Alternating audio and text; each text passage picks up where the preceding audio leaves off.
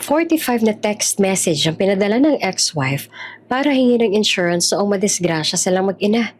Samantalang ang lalaki, busy sa pagbili ng bagong sports car para sa kabit. Biglang may boses sa likod. Pagsisisihan mo hindi pagpili sa kanila.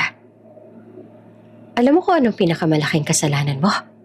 Sigaw ng matandang kapitbahay. Nanginginig ang boses sa galit habang nakatingin sa lalaki. Hindi yung pagkakaroon mo ng kabit. Hindi yung pagbili mo ng mamahaling kotse. Kung hindi, yung pagpili mong maging bingi ka sa iyak ng pamilya mo. Napalunok ang lalaki. Tumatawa ang mga tao. May iba pang nagbubulungan.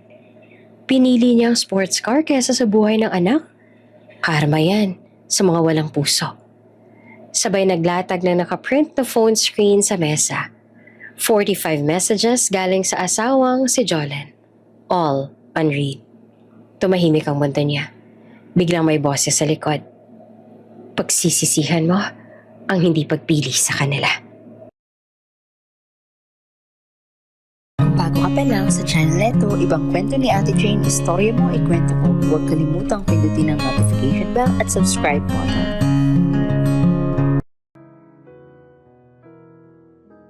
Umuulan ng malakas. Yung tipong bawat patak ng ulan ay parang luha ng langit. Malamig, tuloy-tuloy, walang tigil. Nasa loob ng lumang kotse si Jolene. Mahigpit ang hawak sa manibela. Habang pinipilit panatilihin ang direksyon sa madilim na highway. Nasa likod ang anak niyang si Mira. Nakasandal, tulog na tulog habang yakap ang maliit na stuffed toy na regalo ng papa niya noong huling birthday. Konti na lang anak, konti na lang. Mahinayang sabi habang tinatakpan ng kamay ang cellphone na kumikislap sa ilaw ng notification. 9:02 p.m. Message sent. Love, pauwi na kami. Malakas ulan pero okay lang naman kami. Walang reply. Paglingon niya saglit sa cellphone, nakita niya ang huling message na seen noong kahapon pa. Napabuntong hininga siya. Siguro busy lang siya. Bulong ni Jolene. Pero kahit siya, alam niya hindi na iyon totoo. Samantala, sa kabilang banda naman ng syudad, sa loob ng bagong bukas na luxury car showroom, nasa gitna ng halakhakan si Rico, ang asawa ni Jolene. Suot niya ang mamahaling relo at katabi naman ay si Trisha, ang babaeng kabit na laging naka-red lipstick. Babe, bagay sa'yo yung kulay silver, pangmayaman talaga. Sabi ni Trisha habang hinahaplos ang dashboard ng sports car. Ngumiti naman si Rico. Proud na proud. Test drive muna tayo. Gusto ko maramdaman kung worth it ba sa presyo. Tinatawanan sila ng sales agent habang binubuksan ang gate. Sa labas, nagbubuhos pa rin ang ulan. Hindi niya napansin ang sunod-sunod na notification sa cellphone na nasa bag ng babae. 1 new message. 2 new messages. 15, 20. Lahat mula kay Jolene. Lahat hindi binasa. Balik sa kalsada. Nanginginig na ang mga kamay ni Jolene. Ang wiper halos hindi na makasabay sa lakas ng ulan. Lord, huwag mo na ngayon. Mahina niyang dasal. Si Mira ay bigla namang nagising. Mama, andito na ba si Papa?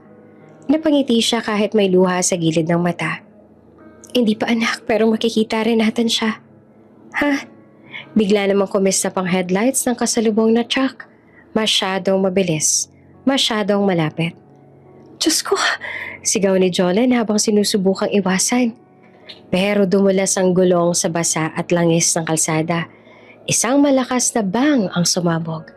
Nabasag ang windshield. Tumilapo ng mga peraso ng salamin. Parang ulan ng mga sugat. Pagdilat ni Jolene, amoy niya agad ang dugo at usok.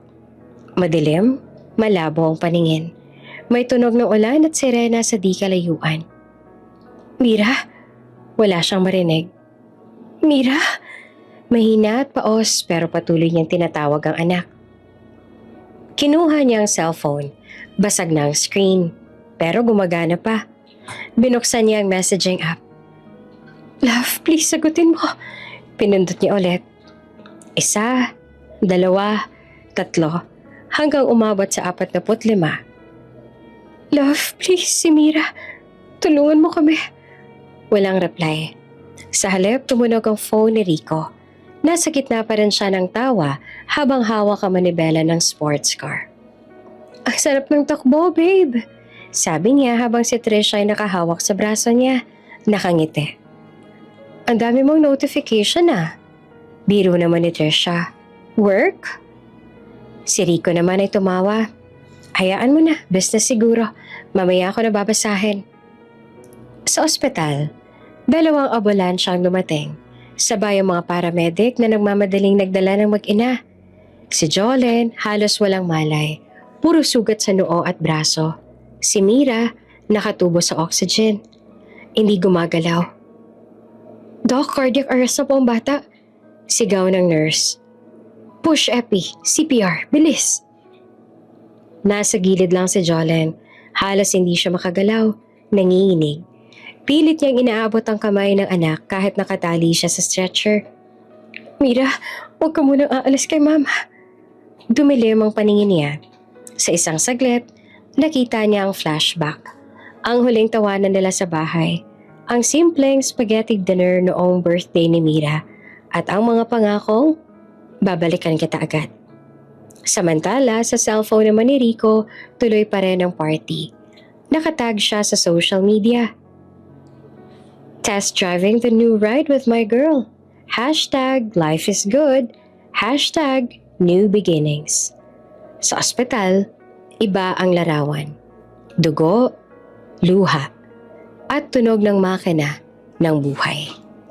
Makalipas ang 30 minuto, tumigil na ang ulan. Sa loob ng ER, naglabasan ng mga doktor. Pagod at mabigat ang mukha. Doc, status po? Tanong ng nurse. Critical na po silang mag-ina. Sagot ng doktor habang tinatanggal ang gloves. Gawin natin lahat. Huwag muna silang susuko. Sa tabi naroon pa rin ang cellphone ni Jolene. Nakailaw ang screen. 45 messages sent, none read. Tumawag ang ospital. Tumawag ulit. Pero sa bawat ring, ignored. Nasa loob si Rico ng isang high-end bar sa BGC. Nakasuot ang puting polo. May hawak na baso ng whiskey. Katabi niya ay si Trisha. Suot ang pulang dress na halos kasing lakas ng amoy ng mamahaling pabango. Maingay ang paligid. Tugtog ng DJ, halakakan, ilaw na kumikislap. Tumunog ang cellphone sa mesa. Nakita ni Trisha. Hospital? Urgent call. Kumunot ang noon niya pero mabilis siyang kinuha ang phone. Pinatay ang screen at nilagay sa bag. Babe, later na yan. Don't ruin the mood. Sabi niya sabay ngiti. Hospital? Bakit? Tanong ni Rico habang nakangiti pa rin. Spam lang yan, babe. Relax ka muna. At gano'n na lang natakpan ng tanging tawag na kayang magligtas sana sa kanyang mag-ina. Babe, cheers tayo! Sigaw ni Trisha habang may hawak na wine glass. To new beginnings? Tumawa si Rico. Lasing na sa saya at ego. To us? Sabi niya sabay halik sa kamay ng babae. Nasa gitna sila ng bilog ng mga kaibigan nito. Mga mayayaman, sosyal, lahat ay nakangiti. Babe, may surprise ako. Hinugot ni Rico ang maliit na box mula sa bulsa ng pantalon. Binuksan niya iyon. Kita ang kumikislap na singsing. Trish, will you marry me? Sigawan, hiyawan, flash ng mga cellphone camera. Si Trisha, kunwaring nagulat. Sabay yakap at talik. Yes, babe, of course! Sa gitna ng mga palakpak, walang nakarinig sa mahina pero desperadong boses sa kabilang linya ng mundo. Sa ospital, Doc, wala pa rin pong pumupunta. Tumatawag na kami for the past 2 hours. Subukan niyo na ulit. Sabihin niyo life or death situation na. Isang nurse ang muling tumawag. Nanginginig ang kamay. Hello, sir. This is St. Dominic Hospital. Critical po ang asawa at anak ninyo. Kailangan namin ng immediate consent para sa surgery. Tahimik. Sir? Ang narinig niya lang ay tawa ng mga tao sa background. May musika. Sir, please, kailangan namin ng desisyon. Call ended. Naiyak ang nurse. Wala na naman, Doc. Inend yung call. Ang doktor ay napailing. Oh God, help them. Sa bar, si Rico ay nakasandal na, namumulang mukha sa alak. Babe, gusto ko mag-out of town tayo bukas. Punta tayong Batangas. New car, new life, new everything. Si Trisha ngumiti pero halatang may ibang plano. Sure babe, pero may pera ka pa ba sa joint account natin? Yung savings yun ni... Ano ang pangalan ng ex mo? Si Jolen? Sabay tawa ni Rico. Hayaan mo na siya, matagal na yon. Hindi naman na kami. Di ba magka-account pa kayo? Tanong ni Trisha habang pinaglalaroan ng straw ng drink niya. Oo, pero ako nang gumagalaw doon. Gusto mo? Siyempre gusto ko. Sabay lapit ng babae at halik sa pisngi niya. Para walang sabit sa future natin. Walang kamalay-malay si Rico na bawat perang ginagastos niya ay galing sa parehong ipon na pinag-inipunan nila noon ni Jolen. Pera sana para sa tuition ni Mira. Makalipas ang ilang oras, halos madaling araw na. Nakatulog pa si Rico sa kondo ng kabit. Tahimik, bukas pa ang TV. Nakasindi ang lamp. Nasa tabi si Trisha, hawak pa rin ang cellphone ni Rico. Tumunog ulit. Hospital, urgent call. Pangalawang beses, pangatlo, pinatay niya ulit ang screen. Di mo na kailangan sagutin yan. Bulong niya habang nakatingin sa tulog na lalaki. Kasama mo na ako ngayon. Sa ospital, 3:00 ng madaling araw. Tumigil ang makina ng oxygen sandali. Doc, flatline si Mira. Push epi, now. Don't give up. Si Jolen halos wala ng malay. Humihingal, umiiyak ng tahimik. Sir, please, sagutin mo na. Mahina niyang bulong habang dumadaloy ang luha. Tumingin ang nurse sa doktor. Wala pa rin pong sumasagot sa pamilya. Then, we decide. Sabi ng doktor. Save the mother first. Habang abala si Rico sa pagtawa kasama ang kabit, sa ospital naman, biglang gumalaw ang daliri ni Mira. Doc, may pulse! Sigaw ng nurse. Mabilis silang kumilos. Naglagay ng oxygen, CPR at gamot. Bumalik ang tibok ng puso ng bata. Sa gitna ng ulan sa labas, isang himala. Buhay si Mira. Ang ina nangihina na. Hinahanap pa rin ang anak sa tabi niya. Mira, nasan si Mira? Ma, mag-rest po muna kayo. Ililigtas po namin kayo. Pero wala nang tugon. Sa kabilang lungsod habang luwing-liwanag na ang umaga, bumukas ang ilaw ng cellphone ni Rico. 16 missed calls, 5 voicemails. Subject, urgent, decision needed. Kinuha niya iyon. Nagkamot ng ulo. Medyo lutang. Hospital? Ano to?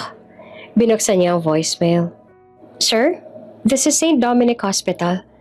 Your wife and daughter were in a severe accident. Please call us immediately. Pinutol niya agad. Anong kalokohan to? Babe, gising na si Trisha na inaantok pa. Sino yan? Wala, hospital daw. Nagpapangkap siguro, scam to. Baka nga. Sabi naman ni Trisha sabay yakap ulit. Balikan mo na lang mamaya, sayang tulog. At muli, pinilit niyang ipikit ang mga mata. 7 a.m.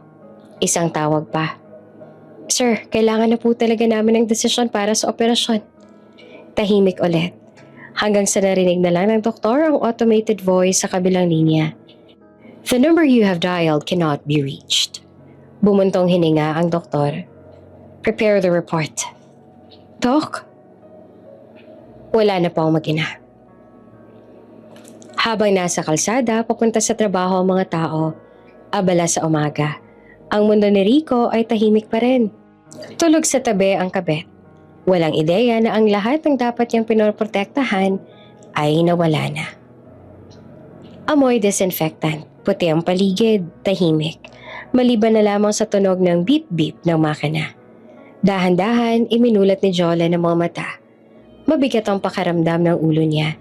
Naka-oxygen, may tubo sa lalamunan. Sinubukan niya magsalita pero halos walang boses na lumabas.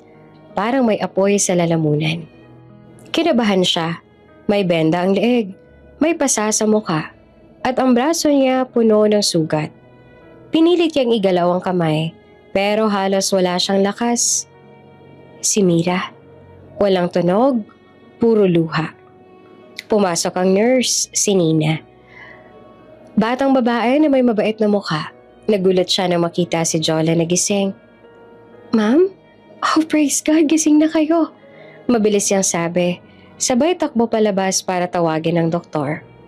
Pumasok ang doktor kasama si Claire, ang matalik na kaibigan ni Jolene. Namumugto ang mata ni Claire at halatang ilang araw nang walang tulog. Thank you, Doc. Salamat. Nanginginig niyang sabi. Ngumiti naman ang doktor. Mahina pa ang boses niya. May damage ang vocal cords dahil sa tubo. Pero milagro, nagising siya. Lumapit si Claire sa kama. Hinawakan ang kamay ni Jolene. Jules, naririnig mo ba ako? Ako to, si Claire. Marahan ang pag-ikot ng mga mata ni Jolene. Dahan-dahang tumulo ang luha niya. Tahan na, safe ka na. Pero may kailangan kang malaman. Ano, Jules? Si Mira? Comatose pa? Habang tahimik ang paligid, hindi alam ni Jolene kung ano mararamdaman niya sa susunod na narinig. Lumapit ang doktor kay Claire. Wala pong pumunta, ma'am.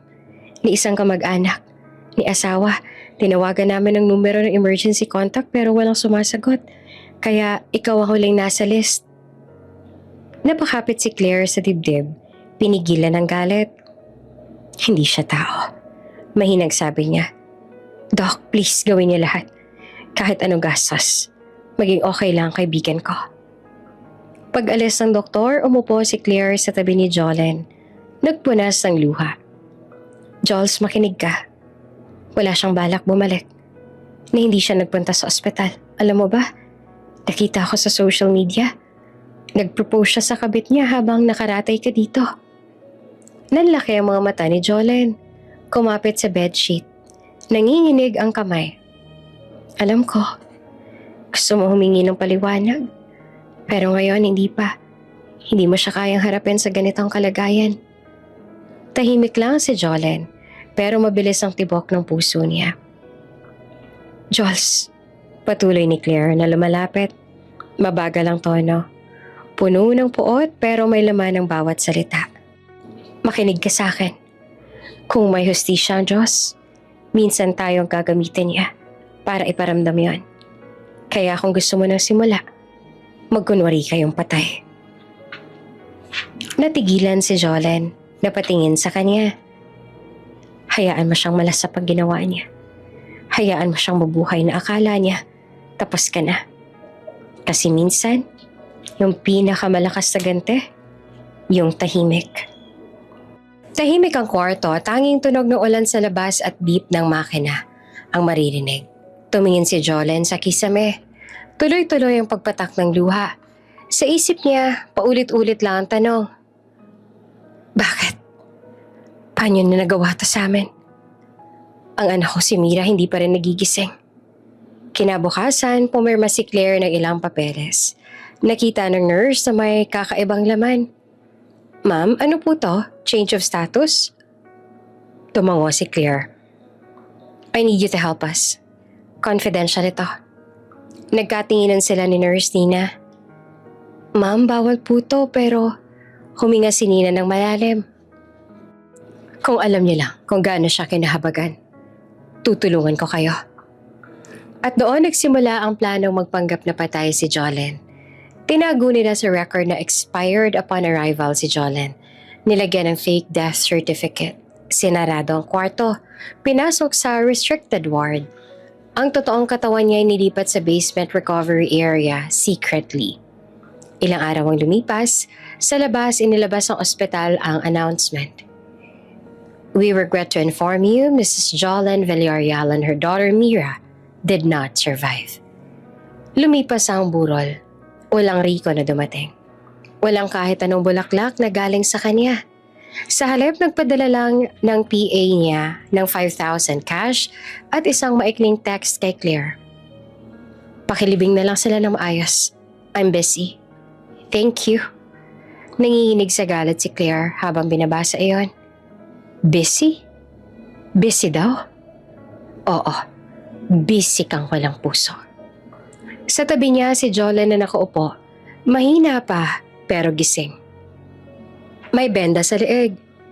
Hindi pa rin siya makapagsalita, pero malinaw ang titig niya. Matigas, puno ng sakit. Kinagabihan, tahimik silang dalawa sa kwarto. Si Claire nakatingin sa labas ng bintana, habang si Jolene naman nakahawak sa kamay ni Mira na nailigtas ng nurse. Hindi kami mamamatay ng ganito.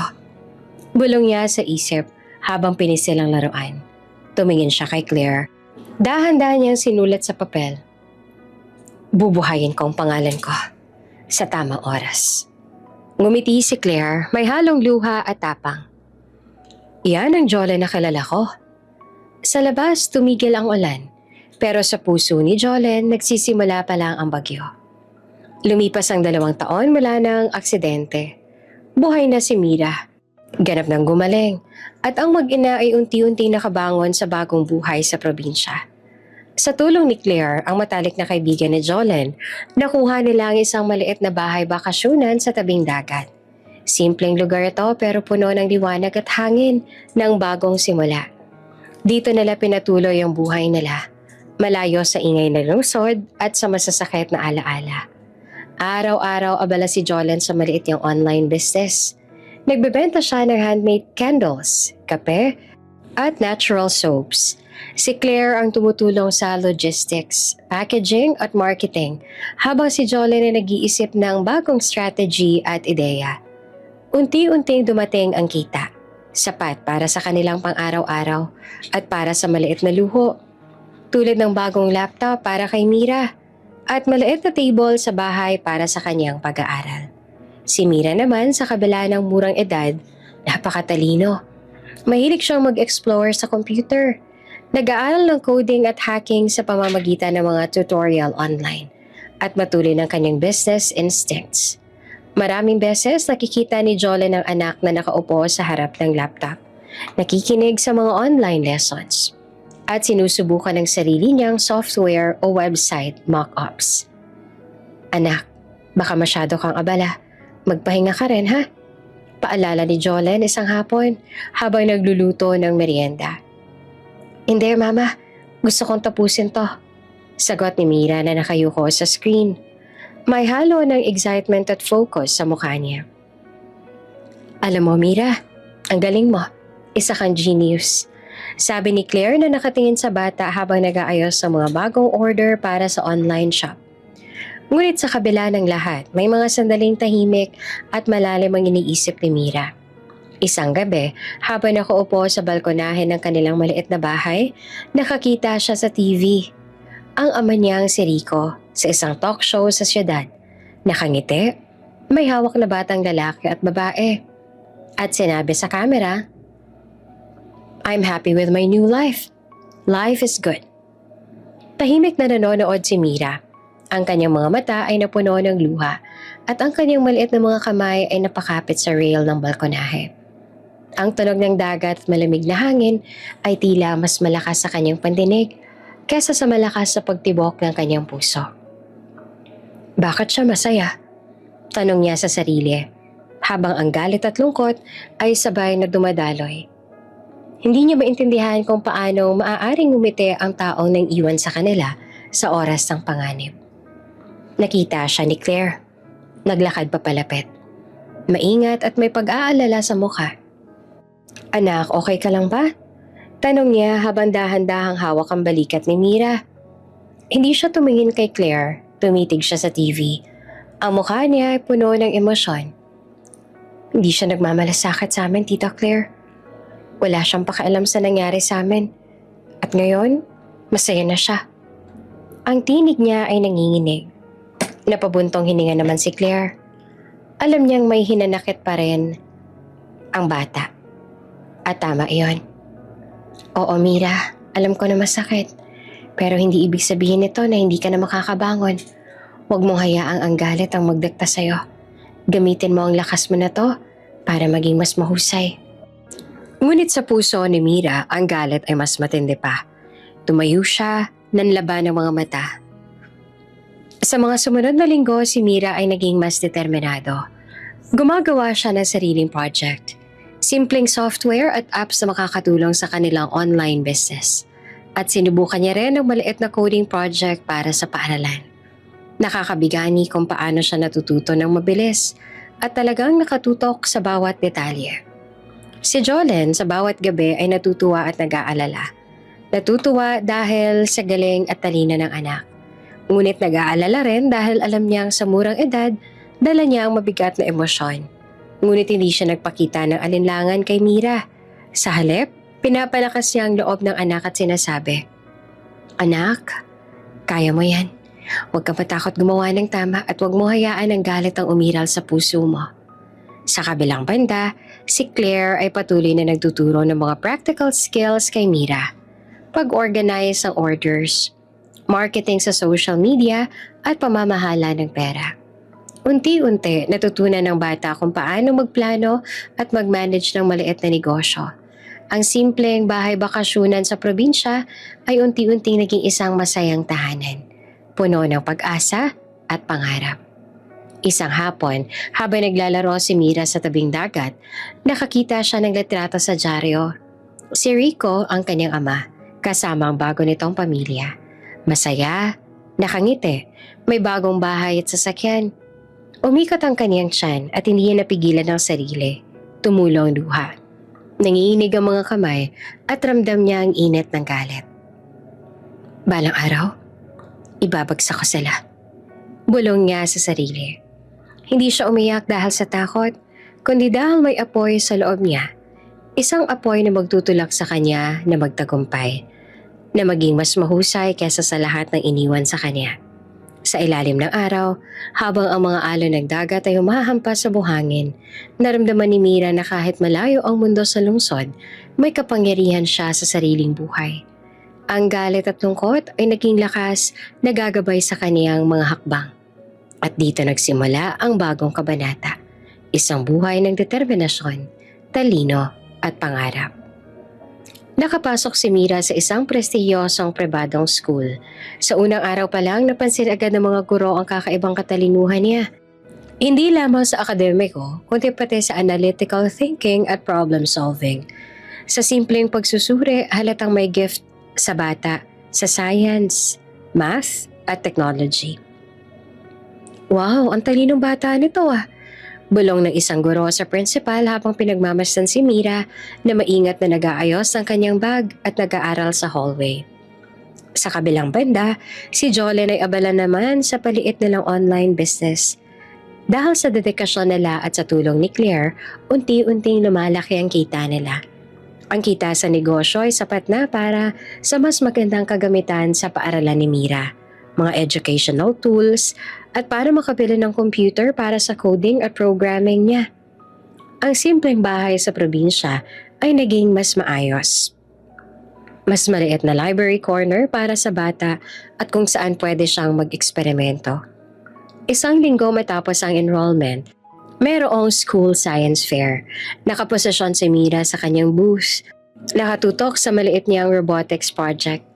Ang robot ay kaya nang mag-sense ng obstacles at mag-navigate ng maliit na maze. Isang proyekto na siya mismo ay nag-code at nag-design.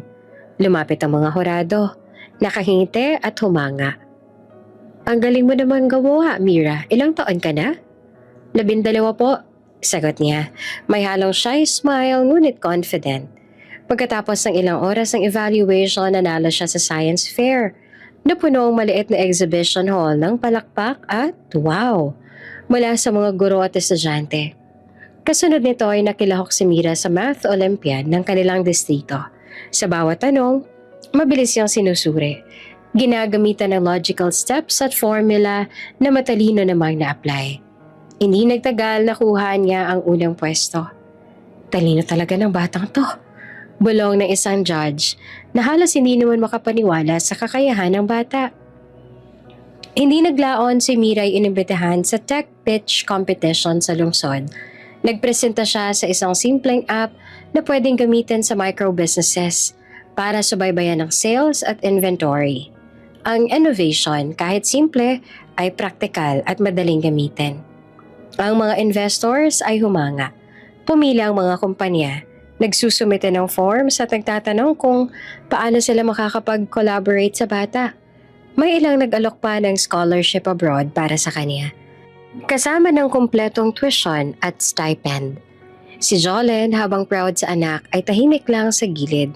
Pinagmamasan si Mira na abala sa pagpapakita ng project. Napangiti siya, ngunit may halong lungkot. Napansin niya ang kakaibang tingin ni Mira. Isang halo ng galit at determinasyon. Tila ang bawat tagumpay ay may kasamang pagnanasa na ipinakita sa ama niya. Sa ama niyang nag-iwan sa kanila. "Anak, proud ako sa'yo," malamig niyang sabi habang hawak ang balikat ni Mira. Ngunit tumitig lang si Mira sa kanya, hindi ngumiti. "Salamat po, Mama." Mahina naman niyang sagot. Ngunit ang kanyang mga mata ay puno ng apoy at galit. Isang damdamin na hindi kayang takpan ng tagumpay o pagmamalasakit. Sa gabi, habang nagbabalik sila sa probinsya, tahimik ang loob ng kotse. Nakatingin si Mira sa bintana. Iniisip ang ama. Ang bawat kwento sa TV at social media tungkol kay Rico at sa bagong pamilya niya ay tila apoy na nagpapainit sa loob ng batang may matalinong utak at pusong sugatan. Balang araw, hindi lang tayo basta makakabangon. Bulong niya sa sarili. Ibabagsak ko sila. Si Jolene nakatingin sa harap ng kalsada. Alam ang ibig sabihin ng nasabi ng anak. Hindi niya gustong marinig ang galit na iyon. Ngunit alam niyang ito ay natural. Isang produkto ng kanilang nakaraan at ng kasalanan ng ama ni Mira. Sa mga sumunod na linggo, sinimulan ni Mira ang sariling maliit na venture sa tech programs at apps na may praktikal na gamit na minomonitor ni Jolene. Nakita niya kung paanong pinapakinabangan ng bata ang katalinuhan niya sa tamang paraan. At kahit galit si Mira sa ama, unti-unti siyang natuto ng responsibility, strategy, at leadership. Mga bagay na magagamit niya sa hinaharap. Ang maliit na bahay sa probinsya na dati tahimik at payak, unti-unti nagkaroon ng buhay at saya. Ang bawat tagumpay ni Mira, science fair, math olympiad, tech pitch ay nagsilbing paalala na kahit sa gitna ng sakit at galit, may pag-asa at may paraan para magsimulang muli. Ngunit sa likod ng lahat ng tagumpay, may lihim na apoy sa puso ni Mira. Isang determinasyon na hindi pa makalimot sa iniwan sa kanila. Ito ang magiging pundasyon ng kanyang hinaharap. Katalinuhan, lakas at galit na gagamitin para sa hustisya sa tamang oras. Balang araw, pagsisisihan mo ang pag-iwan mo sa amin ni Mama. At doon nagsimula ang bagong kabanata ng bata. Isang batang may talino, may pangarap at may galit na maging armas sa tamang panahon. Matapos ang ilang taon ng pagpupursige, unti-unti nang nagbunga ang lahat ng sakripisyo ni Jolene at ni Mira. Ang maliit nilang negosyo sa probinsya ay lumaki. At sa tulong ng katalinuhan ng anak, nakapagpatayo si Jolene ng sariling bahay at isang maliit na business shop sa tabing dagat. Ang lugar ay simple pero maayos, malinis at maliwanag, at puno ng bagong simula. Si Mira sa murang edad ay hindi lang basta estudyante. Bukod sa school, nakatutok siya sa pag-aaral ng business, programming at marketing. Nagsimula siyang mag-code ng apps na pwedeng gamitin ng maliliit na negosyo. At dahil sa innovation niya, unti-unting napansin sila ng mas malalaking kumpanya at local investors. "Anak, tignan mo tong bagong algorithm na ginawa mo para sa inventory system," sabi ni Jolene isang hapon, hawak ang laptop. "Wow, ang galing nito. Ang bilis ng sales tracking." Hanga niya habang nakatingin sa mga graphs at numbers. Mula noon, naging routine na nilang mag-brainstorm tuwing gabi. Si Jolene nagbibigay ng practical advice sa business, habang si Mira ang nag-i-innovate sa tech side. Pagdating ng ika-18 kaarawan ni Mira, may malaking sorpresa si Jolene. "Anak, ready ka na ba?" Tanong niya habang abala sa pag-aayos ng maliit na event sa business shop. "Ready po, Ma," sagot ni Mira.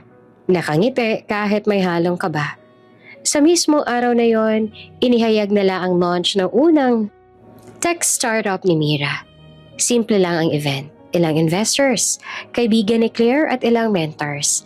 But the impact was huge. Pinakita ni Mira ang prototype ng app, demo ng software, at ilang produkto na maaaring gamitin ng maliliit at medium enterprises para mapadali ang inventory, sales, tracking, at marketing. Good afternoon everyone. Ako si Mira Villarreal at ito ang aming app. Makakatulong ito sa negosyo para sa maging mas efficient at profitable. Panimula niya na malinaw at confident. Habang nagpapaliwanag, makikita ang tiwala at determinasyon sa mga mata niya. Ang bawat slide, bawat demo, pinaghirapan niya ng husto. Ang investors nagulat sa maturity at kahusayan ng bata. Sa loob ng ilang linggo, ang kanilang produkto ay naging viral online. Ang reviews ng app ay nagulat sa mundo. Mabilis, user-friendly at epektibo. Ang balita tungkol kay Mira, the young tech genius, ay kumalat sa social media at online news portals. 18-year-old CEO disrupts tech industry at young millionaire innovator creates viral product. Mga headlines na nagpapakita ng talento at sipag ng batang si Mira. Ngunit sa kabila ng lahat ng tagumpay, tahimik si Mira. Hindi siya umuwing masaya o nagtatawanan sa mga press features. Sa halip, iniisip niya ang nakaraan. Ang ama niyang iniwan siya at ang bagong pamilya nito sa lungsod. Ang galit at lungkot ay nananatili sa puso niya. Isang gabi, habang nagre-review ng sales data sa bahay, lumapit ang yaya ni Mira. Si Aling Teresa, na halos nakamasid mula sa pintuan. Anak, ang galing mo, sobra. Nakakatuwa. Pero may isang bagay lang akong gustong sabihin sa'yo. Sabi niya ng mahinahon. Tumigil si Mira sa pag-type, nakatingin kay Aling Teresa. Huwag mong hayaan na kainin ka ng galit, anak. Ang galit, kahit gaano ito malakas, pwede kang maging bihag nito. Gamitin mo ang talino at sipag mo sa tama, hindi sa paghihikante. Tahimik si Mira. Iniisip ang sinabi ng yaya. Alam niya namang may katotohanan yon. Ang galit ang nagtutulak sa kanya. Pero kung hindi niya makokontrol, pwede rin itong masira ang lahat ng naabot niya. Sa loob ng ilang buwan, unti-unting lumago ang startup. Ang viral products ay nagkaroon ng global reach. Iba't ibang bansa ang nag-download at bumili. Ang mga headlines sa online news at tech blogs ay patuloy na nagtataas ang pangalan ni Mira. Nakilala siya hindi lang bilang batang CEO, kundi bilang isang visionary innovator. Tumigil si Mira sa harap ng TV, huminga ng malalim. Ang galit sa puso niya ay maling nag-alab, ngunit ngayon may kasama na ang clarity.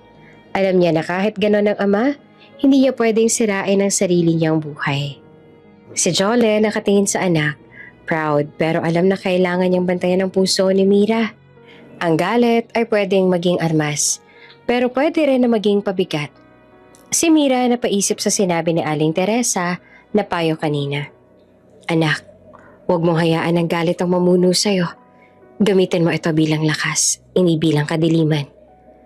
Mula sa simpleng bahay sa probinsya, sa maliit na shop, hanggang sa viral success ng tech startup, nagsimula ang bagong yugto sa buhay ni Mira. Isang batang CEO, millennial innovator, at bata na may puso't talino para sa malaking laban sa hinaharap.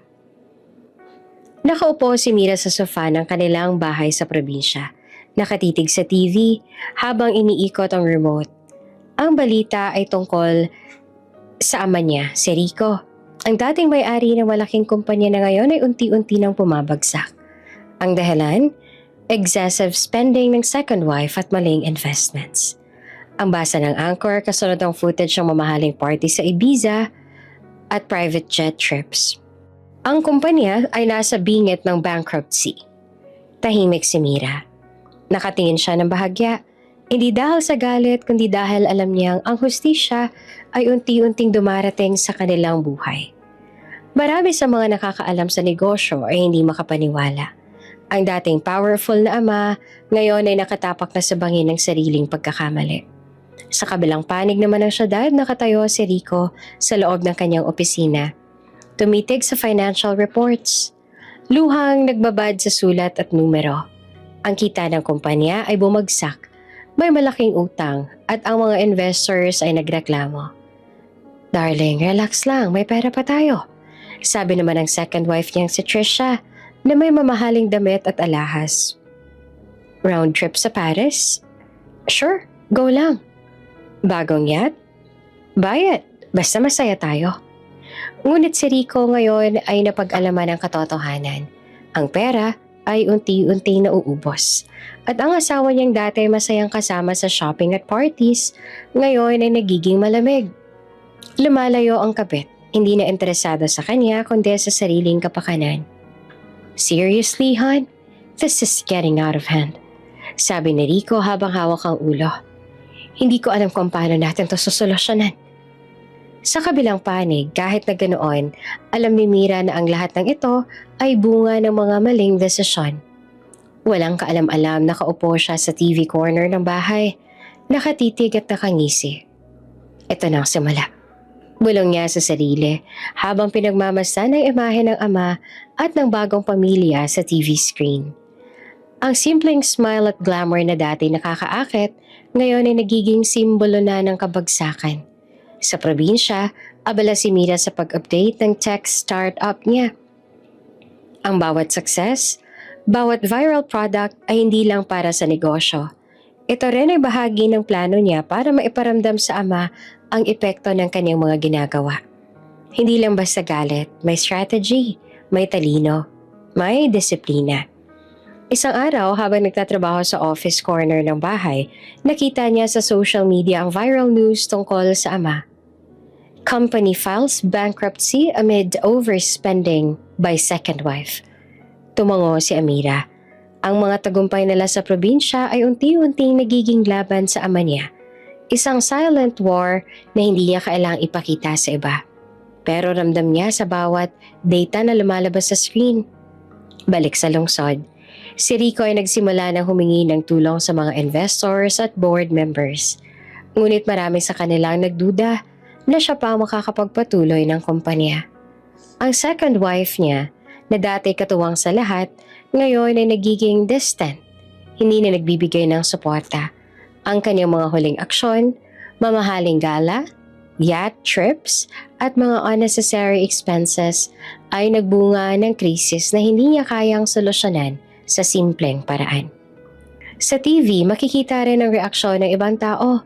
Ang comment sections puno ng galit, memes at judgment. Ang dating respetadong pangalan ay unti-unting natatawid sa kategorya ng nabagsak dahil sa kasakiman. Sa probinsya, habang nakaupo si Mira sa balkonahe, hawak ang tablet ng My Financial News feed na pangiti siya. Hindi tutuwa dahil sa kabagsakan ng ama. Hindi siya ganoong kalupit, kundi dahil nakikita niya ang katotohanan.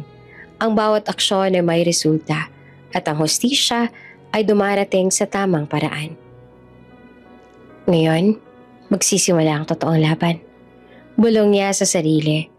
Ang mga mata niya ay nagliliwanag. Hindi lang sa tagumpay kundi sa determinasyon na tiyakin ng hustisya at accountability ay maipapakita. Sa lungsod, si Rico ay nakatayo sa office. Stressed na parang nawala ng kontrol sa mundo niya. Sa probinsya, si Mira nakaupo sa sariling mini-office. Abala sa laptop. Masaya sa mga projects at investments ng tech startup. Ang contrast ay malinaw. Ang isa ay bumagsak dahil sa kasakiman at maling desisyon. Ang isa naman ay lumalago dahil sa talino, sipag at disiplina. Ang smirk ni Mira sa dulo ng araw ay hindi puro galit. Ito ay simula ng isang plano. Simula ng isang silent revenge na may puso at diskarte. Ang batang CEO na ito ay hindi lang basta genius. Siya na rin ang strategist. Handang ipakita sa mundo na ang hustisya ay hindi basta-bastang lumilipas. Dumarating ito sa tamang oras. Tahimik ang probinsya, ngunit abala sa laptop si Mira sa kanilang maliit na office sa tabi ng bahay. Habang nag-aaral siya ng financial reports at stock market trends, may lihim siyang ginagawa. Binili niya ng paunti-unti ang shares ng kumpanya ng ama sa lungsod. Hindi niya ito pinapakita sa kahit sino. Ang bawat transaksyon ay maingat, planado at may strategy. Kung hindi mo ito gagawin ngayon, hindi mo maipapakita sa kanya ang epekto ng ginawa niya sa atin. Bulong niya sa sarili. Ang galit ay hindi basta emosyon. Ito ay instrumento para makagawa ng aksyon na may disiplina at talino. Sa kabilang panig, si Rico ay nakaupo sa office. Hawak ang mga financial statements. Lumalaki ang panik sa mukha niya habang nakikita ang pagbaba ng kita. Hindi lang dahil sa mga gastos ng asawa, kundi dahil sa mga unexplained transactions sa stock market. Bakit biglang bumagsak ang shares? Tanong niya sa CFO na nakatingin na parang walang sagot. Sir, hindi namin alam. Ang market trend unpredictable lang po. Sagot ng lalaki na nanginginig. Hindi pa alam ni Rico na ang pinakamalakas niyang kalaban ay ang sariling anak. Isang batang CEO at tech genius na maingat na nagpaplano sa bawat galaw.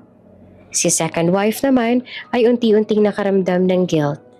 Napapansin niya ang pagbaba ng kita, ang pressure mula sa investors at ang lumalaking tensyon sa kumpanya. Subalit sa halip na umamin, nagiging defensive siya. Relax lang, hon. Kaya pa natin to. Siguro ay stress lang ang mga tao. Paliwanag niya at pilit pang umingiti. Ngunit sa likod ng ngiti niya, alam niyang may mali sa sistema. Ang mga gastusin sa luxury trips, mamahaling parties at shopping sprees ay unti-unti nakakaapekto sa kumpanya. Ang problema, hindi niya kaya aminin kay Rico. Natatakot sa galit at reaksyon nito. Samantala, si Mira ay gumagawa ng mga strategic moves sa market. Hindi lang simpleng pagbili ng shares. Nagsimula rin siya gumawa ng subtle sabotage sa business operations ng kumpanya ng ama. Ginamit niya ang kanyang coding skills para i-trace ang inefficiencies, leaks at pagkukulang sa IT system ng kumpanya. Ang mga reports sa dati ay maayos, ngayon ay unti-unting nagkakaproblema. Emails na hindi dumarating, system downtime, at miscommunication sa departments. Hindi alam ni Rico kung sino ang may gawa. Ang competitor na tila misteryo ay unti-unting lumalakas. Ngunit walang ideya si Rico kung sino ang kaatbang niya. Sa panlabas, mukhang external factor lang ang dahilan ng problema.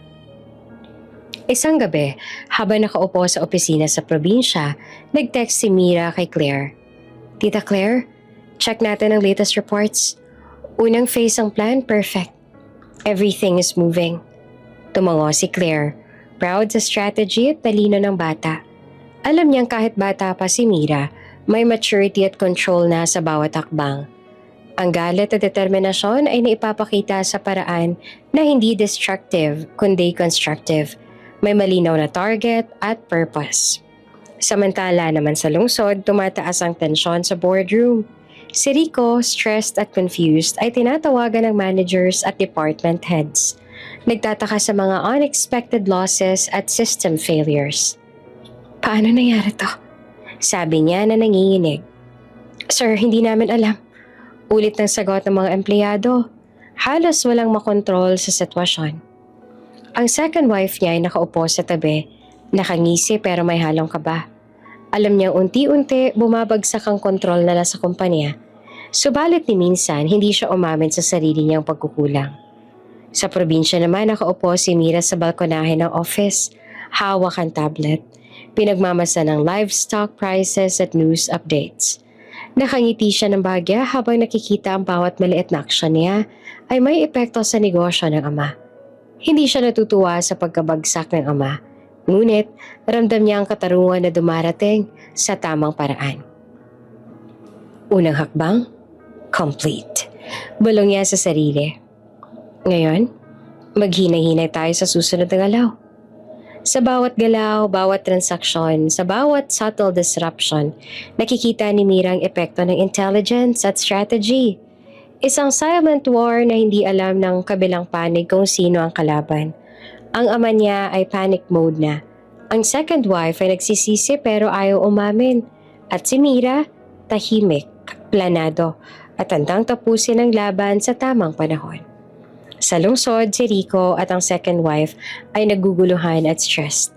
Sa probinsya, si Mira ay abala sa tech startup. Hawak ang lahat ng impormasyon at may planong lihim na umabante. Ang silent war ay nagsimula.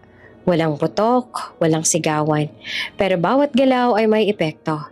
Si Mira, bata man, ay matalino at maingat, handang ipakita sa ama at sa mundo na kahit sa katahimikan, ang hustisya ay dumarating.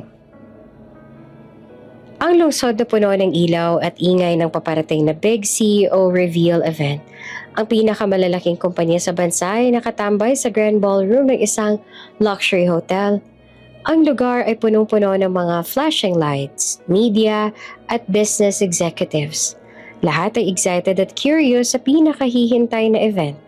Ang paglulunsad ng bagong partnership na di umano ay magbabalik sa dati ng glory ang kanilang kumpanya.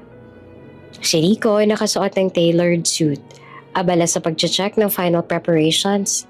Tahimik siyang naglalakad sa hallway ng hotel. Hawak ang briefing papers at pinapabilis sa mga staff para siguraduhin na wala siyang makaligtaan. Sa tabi niya ay ang second wife, abala naman sa pag-aayos ng mga presentation at slides at press kits. "Darling, di ka ba excited?" Tanong ng second wife. Nakangiti, ngunit halatang may kaunting kaba. "Excited, pero kailangan nating maayos to," sagot ni Rico. Nagmamadali at hindi napapansin ang kakaibang tensyon sa paligid. Sa labas naman ng Grand Ballroom, tahimik ngunit determined si Mira. Nakasuot siya ng black suit, maayos at sleek, na may kaunting eerie calm sa aura niya. Walang nagpapansin sa kanya, para silang ordinaryong guest na pumapasok sa event. Ngunit sa loob ng kanyang isipan, bawat hakbang ay may layunin. Ang bawat galaw niya ay carefully calculated, handa sa oras na kailanganin niya. "Focus ka, Mira." Bulong niya sa sarili habang naglalakad sa hallway. Hawak ang invitation na nagmumukhang ordinaryo lang, ngunit may secret access sa VIP areas. Pagpasok niya sa ballroom, napansin agad ng mga camera at media flashing lights. Ngunit hindi siya natahimik. May aura ng confidence at control na kahit sa murang edad ay kahanga-hanga. Ang ibang attendees ay nagkatinginan, humahanga sa presence niya. Pero wala nakakaalam kung sinong talaga siya. Samantala, sa loob ng ballroom, si Rico ay abala sa pagtanggap ng mga executives. Biglang naalala niya ang isa pang mysterious young billionaire na dapat ay dumating bilang kanyang strategic partner. Hindi niya alam kung paano haharapin ang tao, ngunit handa siya makipag-usap sa sino mang magdadala ng solusyon sa kumpanya. "Where is this young genius they were talking about?" Tanong niya sa assistant. "Sir, recently confirmed, but still mysterious po. Hindi po alam ng media kung sino siya." Sagot ng assistant, halatang nag-aalangan. Tahimik naman na nag-observe si Mira sa gallery area. Nakita niya ang lahat. Ang panic sa mukha ni Rico sa mga minor errors sa presentation setup. Ang tensyon sa second wife at ang excitement ng media. Ngunit sa halip na pumunta sa front stage, naghintay siya sa strategic moment. Timing is everything. Bulong niya sa sarili. At sa tamang oras, habang nagla-live broadcast ng event at inaabot ang spotlight sa stage, pumasok si Mira. Tahimik at confident. Ang aura niya ay kakaiba. Isang eerie calm na nakikibighani at nakaka-intimidate kahit sa maliit na mata ng audience. Sa stage naman si Rico ay nakatingin sa audience. Susubukang i-manage ang mga empleyado at media. "Ladies and gentlemen, we have a very special guest joining us tonight. A young billionaire who help us navigate the new era of growth." Tahimik na pumasok si Mira sa spotlight. Ang itim niyang suit ay kumikislap sa liwanag at bawat galaw niya ay parang may purpose. Maraming mata ang nag-focus sa kanya. Ang iba ay nagtataka kung sino siya, habang ang ilan naman ay humahanga sa presensya. Ngunit sa loob ni Mira, hindi siya nagpapakita ng galit o emosyon. Ang kanyang ekspresyon ay calm, composed, at may halong determination. Alam niya na sa oras na kakailanganin, pwede niyang ipakita sa ama at sa mundo kung sino siyang talaga. Sa audience naman, si Rico ay nagulat nang makita ang batang nakatayo sa stage. Ang assistant niya ay bumaling sa kanya at nagulat din. "Sir, siya po ba?" Tanong ng assistant. Si Rico hindi makapaniwala. nakatingin sa bata. Ang maliit na batang CEO na nakatayo sa stage ay may presence na hindi niya inaasahan. Hindi dahil sa ganda ng aura, kundi dahil alam niyang may intelligence at strategy sa mata ni Mira. Tahimik ang media. Nakatingin sa kanya. Habang nag-start ang presentation, pinakita ni Mira ang ilang slides. Innovation, strategic plans at mga solutions para sa kumpanya. Ang audience mula sa investors hanggang sa media ay humanga. Ang confidence at knowledge na ipinakita niya ay wala pang kaedad niya. Ang galing ng bata. Bulong ng isa sa mga executives. Mukhang matalino at mature. Hindi ko akalain. Dagdag pa ng isa. Ngunit sa stage, hindi naman siya nagmamadali. Pinapanatili niya ang eerie calm. Tahimik ngunit powerful. Ang bawat salita at galaw ay controlled, planado at may impact. Sa huling bahagi ng event, si Rico ay lumapit sa bata. May halo ng awe at confusion. Paano mo ginawa to? Bulong niya sa sarili. Hindi sigurado kung ito ba ay kabataan, talent o strategy. Tahimik si Mira. Alam niya na ngayon na nagsisimula na ang public reveal ng kanyang identity at talent. Hindi lang sa ama, sa buong mundo ay papakita niya ang katalinuhan, determinasyon at plano. Sa stage, si Mira ay nakatayo, composed, powerful at mysterious. Sa audience, si Rico ay nahihirapan. Nagulat at unti-unting nare-realize na ang kanyang kaharap ay hindi simpleng bata. Isa itong strategist at force to reckon with. Ang secret conference ay hindi lang launch ng partnership. Ito rin ay simula ng bagong yugto. Ang paglabas ng batang CEO sa publiko, ang unang hakbang sa kanyang silent war, at ang simula ng reveal ng isang mysterious young billionaire na may planong ipakita sa ama ang lahat na hindi niya pinansin noong nakaraan. Tahimik ang ballroom pagkatapos ng event na nagpapakita ni Mira bilang mysterious young billionaire. Ang mga ilaw ay nakafocus sa stage at ang mga investors, media at employees ay hindi makapaniwala sa presensya ng batang babae sa entablado. Isang aura ng kumpiyansa sa sarili at lumalampas sa edad niya. Tahimik naman si Mira sa stage. Ang bawat mata sa ballroom ay nakatuon sa kanya. Huminto siya sa gitna. Huminga ng malalim at nagsimulang magsalita. Ladies and gentlemen, magandang gabi. Ako si Mira Villarreal. Panimula niya, malinaw at confident. Ang mga camera ay nag-zoom sa kanya. Ang mga bisita ay nagulat sa biglaang revelation. Marahil ang ilan sa inyo ay nagtatanong kung sino ako at bakit ako narito. Dagdag niya na nakatingin sa audience at lalo na sa ama niyang si Rico na ngayon ay nanginginig sa pagkakita sa anak na iniwan niya. Ngayon gusto kong ipakita sa lahat na ang batang ito ay ang iniwan dati. Ang batang pinabayaan sa oras ng pangangailangan ay hindi lamang nakaligtas, kundi handa na ring pamahalaan ng lahat. Si Rico ay nasa audience, nakatingin sa kanya, hindi pa rin makapaniwala. Buhay kayo? Tanong niya sa sarili, halos hindi marinig. Ang anak niyang iniwan sa sakit, buhay at mas matagumpay kesa sa inaasahan niya. Biglang lumipat ang screen sa likod niya. Ang malaking projector ay nagpapakita ng old text messages sa telepono ng ama. Lahat ng 45 messages mula kay Jolene na walang sagot noon. Love, please sagutin mo. Love, please si Mira, tulungan mo kami. Isa-isang ipinakita ni Mira ang bawat mensahe. Habang nakikita ng lahat ang desperasyon at sakit na tiniis ng pamilya niya, tahimik ang ballroom. Ang mga bisita ay nagulat. May ilan na halos hindi makapaniwala. Ang media ay abala sa pagkuha ng live footage. Ang headline ay halos gawa na po bago pa matapos ang event. Young CEO exposes neglect of father. Si Rico ay nakatayo sa gitna ng audience. Halos hindi makagalaw. Ang kamay niya ay nanginginig. Ang bibig niya ay nakabukas sa gulat.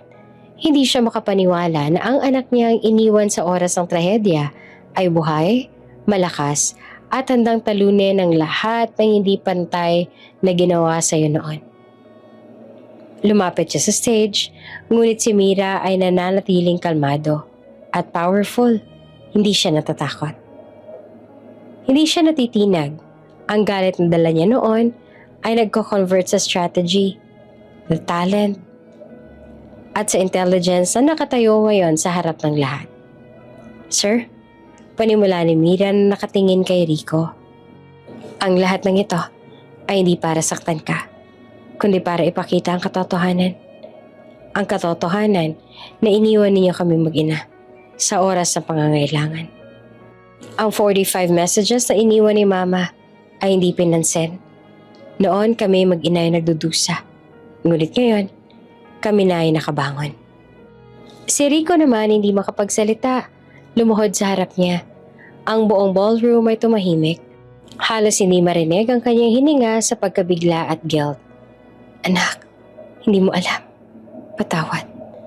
Ang hungkag na boses niya, nanginginig habang nakatingin sa anak na iniwan niya noon. Tahimik na lumayo si Mira. Tinitingnan ng ama. Ang kanyang ekspresyon ay hindi papatinag, ngunit may halong galit at determinasyon. Hindi siya sumagot, ngunit ang kanyang postura ay nagsasabi ng isang bagay. Hindi na kailangan pa ng apology. Ang hustisya tagumpay ay sapat na mismo.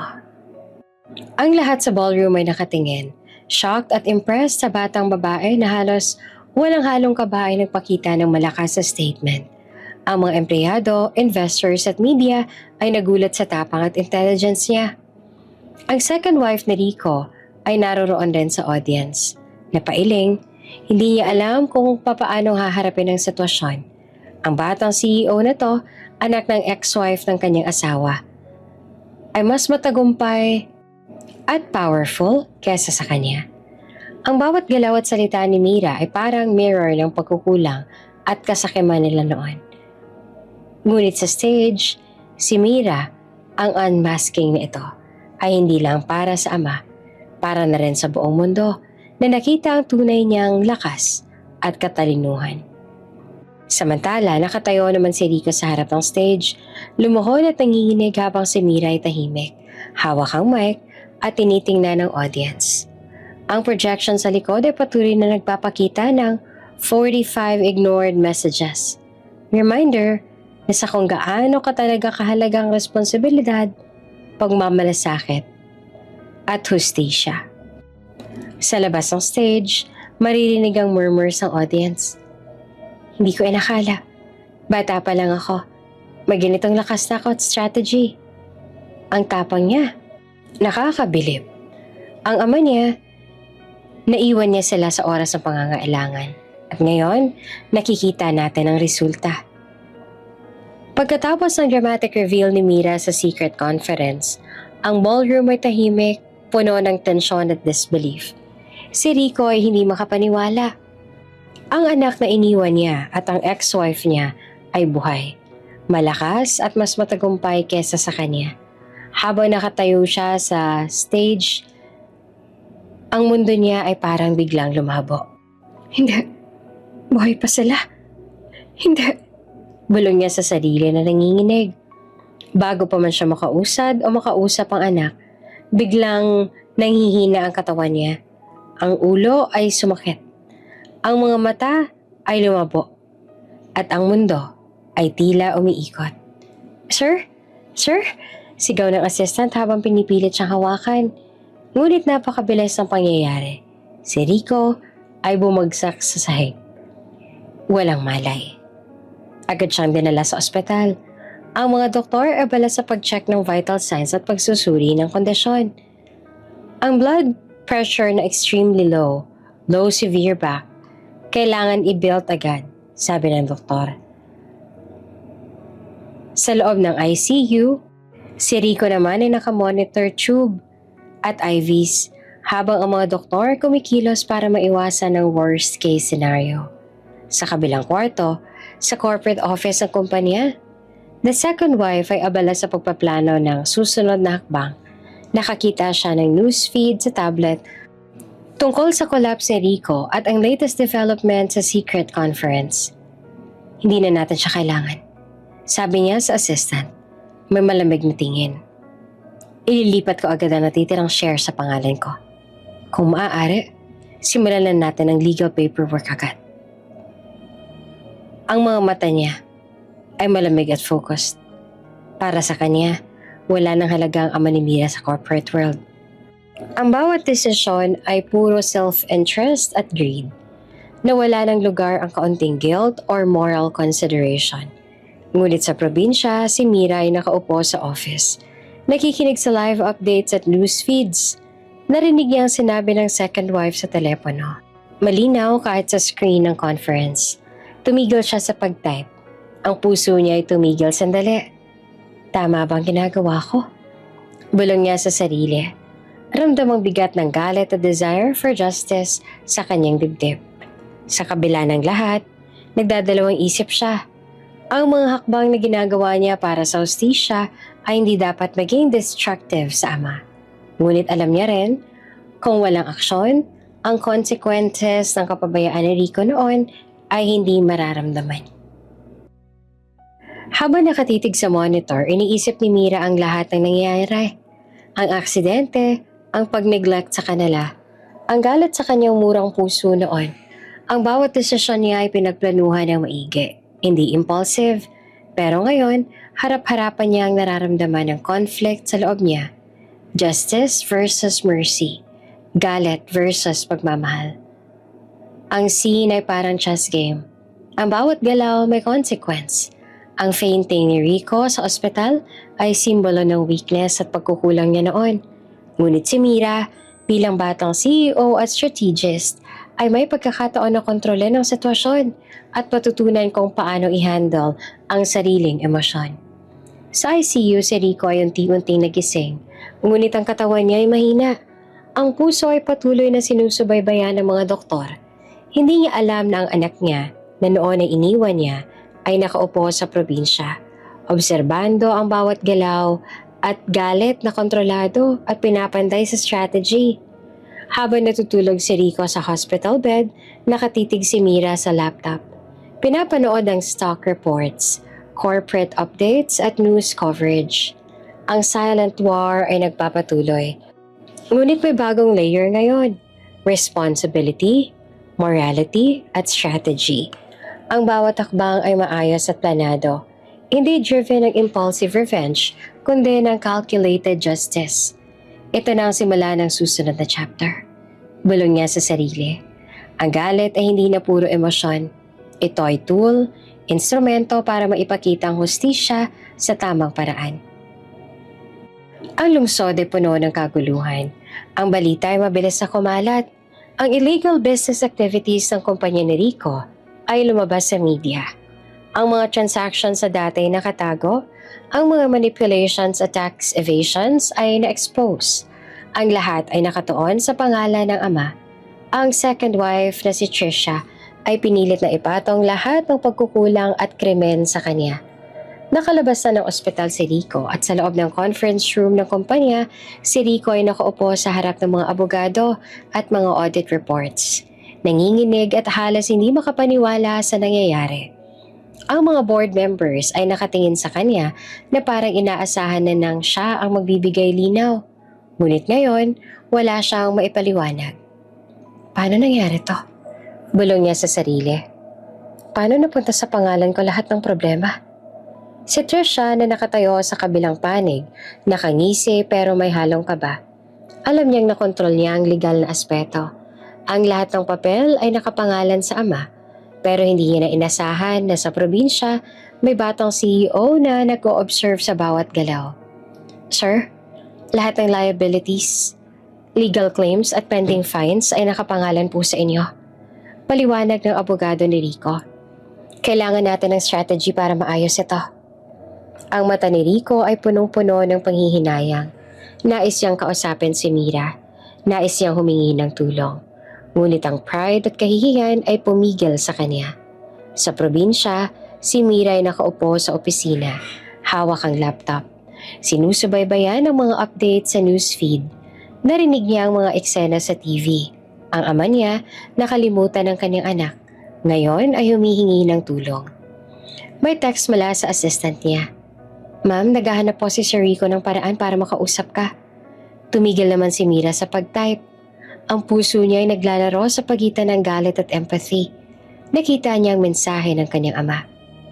Anak, tulungan mo ako kahit ngayon lang. Mensahe mula sa ama. Simple lang, ngunit puno ng desperation at guilt. Minsan, tila bumabalik ang alaala ng aksidente.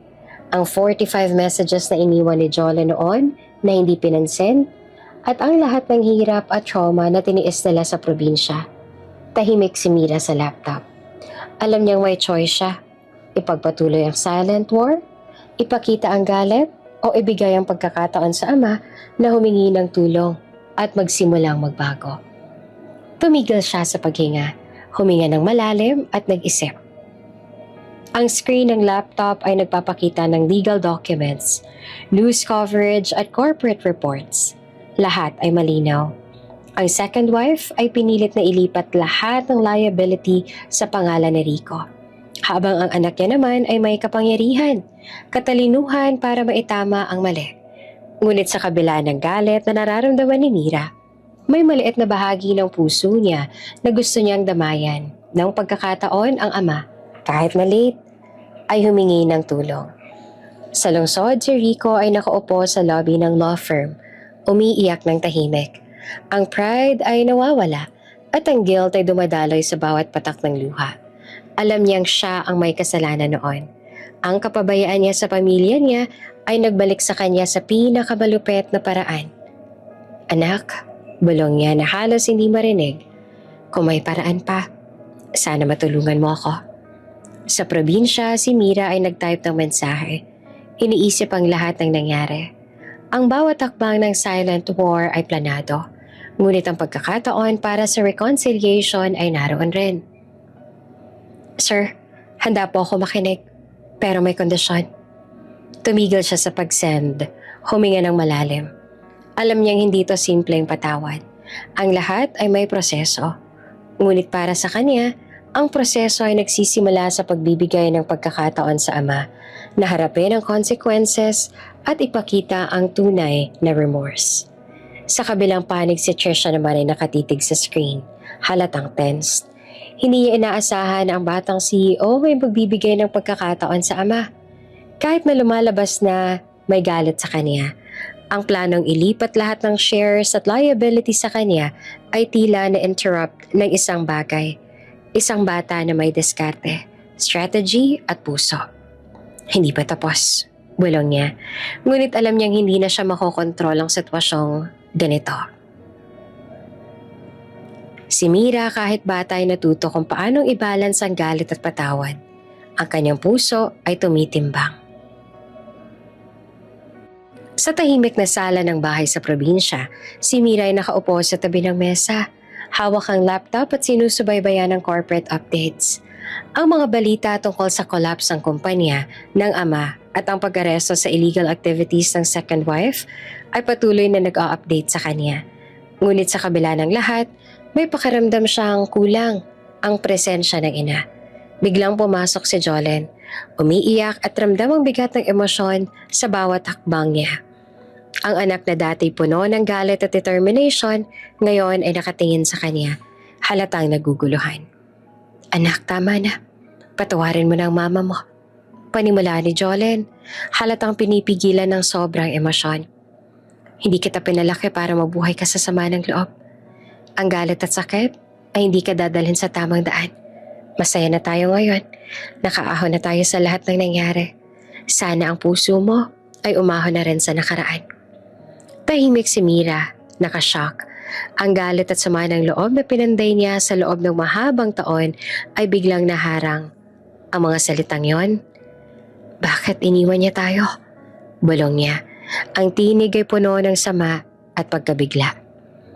Oo, iniwan niya tayo. Sagot ni Jolene, habang pinupunasan ng luha niya. Pero hindi mo kailangang mabuhay sa sakit at galit. Hindi iyon makakatulong sa atin. Tingnan mo, masaya na tayo ngayon. Nakabangon na tayo sa lahat. Patawad na hindi para sa kanya lang anak, para rin sa puso mo. Tahimik namang nakatingin si Mira sa ina, ramdam ang bigat ng damdamin. Ang galit, sakit, at takot na nagmula sa pagkakahiwalay nila sa Manila sa aksidente at sa kapabayaan ng ama. Ngunit habang naririnig ang salita ng ina, may isang bagay na kumikilos sa loob niya. Ang puso niya kahit bahagya ay nagsimulang magbukas. Kapag hindi ka nagpatawad, ikaw ang mabubulok. Dagdag ni Jolene, malinaw at puno ng emosyon. Ang mata niya ay puno ng luha, ngunit may warmth na nagmumula sa pagmamahal at pangunawa. Ang galit ay parang lason, anak. Hindi ito makakain sa iba, kundi sa'yo. Ang pagpapatawad, hindi ibig sabihin na tinatanggap mong mali ng iba, kundi tinatanggap mo na kaya mong lumipat sa tamang daan at maging malaya.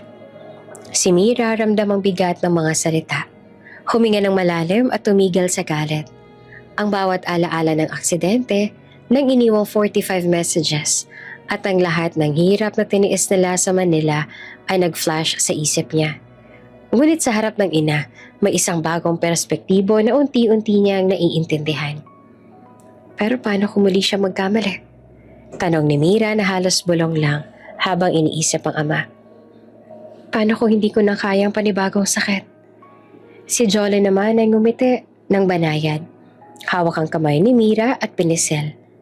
Anak, hindi ito tungkol sa posibilidad ng muling pagkakamali. Ito ay tungkol sa paghahanda ng sarili mo. Hindi mo kontrolado ang iba, pero kontrolado mo kung paano ka kikilos. Kapag nagpatawad ka, ikaw ang may kapangyarihan. Ikaw ang magtatakda ng direksyon ng puso mo. Tahimik si Mira. Ang mata niya ay puno ng luha, pero may isang bahagyang ngiti na sumilip. Ramdam niya ang init at pagmamahal mula sa ina. Isang bagay na matagal niyang na-miss at pinangarap na maramdamang muli. Siguro po tama ka, bulong ni Mira. Hindi para sa kanya, kundi para po sa sarili ko. Para hindi ako mabulok sa galit at sama ng loob. Si Jolene ay ngumiti, halatang nagaan ang puso sa reaksyon ng anak. Tama, at tandaan mo anak, ang buhay ay patuloy. Ang sakit ay bahagi ng nakaraan. Ang pagmamahal at pagpapatawad ang susi sa bagong simula. Ngayon may pagkakataon tayo na maghilom at pagsimula ulit. Mas matatag, mas buo at mas masaya. Si Mira dahan-dahang lumapit sa ina at niyakap siya. Ang yakap ay puno ng emosyon. Halos naipon ang lahat ng lungkot, galit at pagkabigo sa loob ng maraming taon. Ngunit sa yakap na iyon, may halong kalayaan. Salamat po, Ma, bulong niya sa ina. Tinuro mo sa akin paano magpatawad kahit na mahirap. Walang anuman anak, sagot ni Jolene. Umiiyak rin, ngunit may ngiti sa labi. Ang pagmamahal natin sa isa't isa ay laging nandito. Kahit gaanong kasakit ang nakaraan, kaya nating lumakad sa liwanag ng bagong simula. Sa labas ng bahay, ang araw ay unti-unting sumisilip, simbolo ng bagong yugto sa buhay ng mag-ina. Ang araw ay malamig at maulap, sumasalamin sa tensyon sa loob ng courtroom. Ang mga reporters ay nakapalibot, handa na sa bawat galaw, bawat pahayag. Si Mira ay nakaupo sa witness stand, nakatingin sa harap, composed at determined. Ang oras ng paniningil ay dumating na. Sa kabilang panig, nakatayo naman si Trisha, halatang tense at nag-aalangan. Alam niya ang lahat ng kanyang plano, ang paglipat ng shares, paglagay ng liability sa ama, at pagtatago ng mga illegal activities ay nasisiwalat na. Ang mga abogado niya ay nagkikilos, ngunit ang public exposure at testimonies ay napakalakas. Si Mira, hawak ang dokumento sa harap niya, ay tumingin kay Rico, na ngayon ay nakatayo sa tabi ng kanyang abogado, hawak ang handcuff sa kamay. Ang ama niya na dati malakas at dominant, ngayon ay nanginginig at mahina. Ramdam ang bigat ng guilt at remorse. Your Honor, panimula ni Mira sa korte, malinaw at composed. Pina-withdraw ko ang lahat ng evidence na maaaring magpahirap sa aking ama. Hindi ko nais na lumala pa ang sitwasyon. Ngunit ang lahat ng ginawa ni Trisha at ang illegal na gawain sa kumpanya ay dapat managot. Tahimik ang courtroom. Ang mga mata ng media ay nakatuon sa kanya habang ang mga abogado naman ay nakatitig sa bawat galaw at salita. Ang gravity ng sitwasyon ay ramdam sa bawat sulok. Si Rico ay lumapit sa anak. Hawak ang kamay niya ng bahagya. Ang mga luha sa mata niya ay naglalaman ng years of regret at pain. Ang bawat salita ng anak ay parang dagok sa puso niya, ngunit may kasabay na pag-asa. "Anak, pasensya na," bulong niya, halos hindi marinig. "Ang pinakamasamang desisyon ko ay nang iniwan ko kayo." Tahimik naman si Mira, ramdam ang bigat ng emosyon. Galit, lungkot, ngunit may halong compassion. Ang opportunity na magpatunay ng hustisya sa legal system ay dumarating, ngunit hindi niya pinabayaan ng ama na harapin ang kanyang pagsisisi. Sa courtroom, si Trisha ay napailing. Hindi niya inaasahan na ang bata na dati iniwan ng ama ay magpapasya na mag-withdraw ng evidence laban sa ama at tumistigo laban sa kanya. Ang power move ni Mira ay hindi lamang legal. Ito rin ay strategic at moral statement. Ang mga abogado ni Trisha ay nagulat. Ang mga testimony at evidence ni Mira ay malinaw, maayos at nakatuon sa truth. Ang kanyang presence ay nagpapakita ng maturity at authority na hindi akma sa kanyang edad. Ngunit ramdam sa lahat ng nasa korte. Ang judge ay tumingin kay Mira. Halatang impressed sa composure at clarity ng bata. "Miss Villarreal, malinaw ang iyong pahayag. Ang desisyon mong protektahan ang iyong ama habang mananagot sa tamang tao ay kapuri-puri," sabi ng judge habang si Trisha ay nanginginig. Si Rico, hawak ang handcuffs, ay hindi makapaniwala sa ginawa ng anak. Ang ama na dati abala sa sarili ngayon ay nakaupo sa harap ng hustisya at tinitingnan ng anak na may halong pride at guilt. Sa labas ng korte, habang nag-uusap ang mga reporters at media personnel, si Mira ay tahimik na lumapit sa ama. "Pa, natutunan mo na siguro ang halaga ng pamilya, ng responsibilidad at ng pagmamahal," bulong niya, hawak ang kamay niya ng mahinahon. Si Rico halos hindi naman makapagsalita. Tumango lamang. Ang kanyang puso ay puno ng pagsisisi at ramdam niya na ang anak na dati iniwan niya ay handa nang magbigay ng pagkakataon sa kanya, ngunit may kondisyon. Honesty, responsibility at tunay na pagbabago. Ang araw ay tila malamig sa buong lungsod. Sa isang mamahaling kondoy nakaupo si Trisha, nakatingin sa mga newsfeed at social media updates. Ang mundo ay tila bumagsak sa kanya. Ang lahat ng plano niya, ang paglipat ng shares, pagliligtas sa sarili at pag-iwas sa responsibilidad ay nagbago sa isang iglap. "Paano nangyari to?" bulong niya sa sarili habang nakatambay ang cellphone sa mesa. Puno ng notifications. Ang mga reporter at media personalities ay hindi na nagpakita ng simpatsya. Lahat ay nakatuon sa pagkatalo at pagkasira niya. Sa parehong oras, ang mga stepkids niya na dati umaasa sa kanya bilang father figure ay nagpatuloy ng galit at disappointment. Itinakwil siya sa social media. Nagpost ng mga mensahe na naglalarawan ng betrayal at kawalang malasakit. "Hindi namin kailangan ng isang ganitong tao sa buhay namin." Ang isa sa kanila ang nag-type sa caption. Ang puso naman ni Trisha ay unti-unting nagigiba. Ang kanyang power at control na matagal niyang pinangarap ay naglaho isang iglap. Ang lahat ng legal at financial manipulation niya ay natuklasan na. At wala siyang sinasandalan kundi ang kanyang sariling ego. Habang nakaupo si Rico, naririnig ang mga sisi sa kanya ni Trisha at ng stepchildren niya ay biglang naramdaman ng matinding kirot sa ulo. Ang stress, tensyon at galit ay bumalot sa katawan niya. Ang mga kamay niya ay nanginginig. Ang katawan ay unti-unti nawawala sa kontrol. Hindi pa dapat ganito," bulong niya. Halatang hindi makontrol ang emosyon. Ngunit ang kanyang puso at utak ay sobra na sa pressure. Ang lahat ng pagkakamali, lahat ng sinapawan niyang kasakiman ay bumabalik sa kanya. Biglang bumagsak ang katawan niya sa sahig. Ang stroke ay hindi inaasahan. Ngunit ramdam ng lahat ng nakapaligid, kahit sa ospital, kahit sa emergency team, ang bigat ng stress at galit na bumalot sa kanya. Ang mga doktor ay mabilis na kumilos. Ngunit halata ang pinsala sa utak at sa boses niya. Hindi niya na kaya magsalita ng maayos. Ang bawat salita ay nagiging mabigat. Bawat galaw ay mahirap. Ang powerful at manipulative na si Rico Villarreal ngayon ay nakahiga, powerless at dependent sa medical team. Sa labas, ang media ay hindi nagpatinag. Ang kanyang public image na dati flawless at controlled ay nagkaroon ng malaking crack. Ang mga headlines ay tumutok sa kanyang downfall.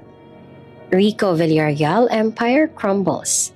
Greed at betrayal lead to stroke. Stepchildren cut ties to Rico.